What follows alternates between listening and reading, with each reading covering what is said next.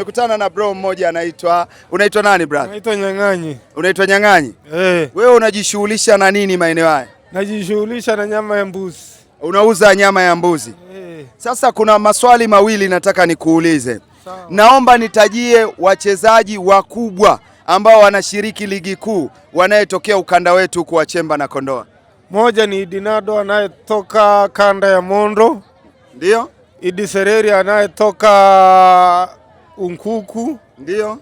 Na mwingine Mangalu ndo sielewi anakotokea huyu jamaa. Lakini unaamini anatokea ukanda wa Chemba na Kondoa? Anatokea Kondoa. Okay, sawa. Idinado na Zidane Sereri tunajua wenyewe wanachezea Azam FC, lakini Mangalo pia yuko Pamba Jiji pale. Lengo kubwa la kukuuliza haya maswali ni kwanza watu watambue na wajue kwamba huku kwetu Kondoa na Chemba wanatokea wachezaji wakubwa na wapo ligi kuu. Sasa kuna tamasha linaitwa Usandawe Festival. Sijui kama umeshawahi kulisikia. Nimelisikia sana. Umelisikia sana. Hili tamasha huwa lina mambo mbalimbali ikiwemo ligi ya mpira wa miguu. Sasa kwa kuwa hawa ni wachezaji, naomba tuongelee kwenye engo ya michezo ya mipira.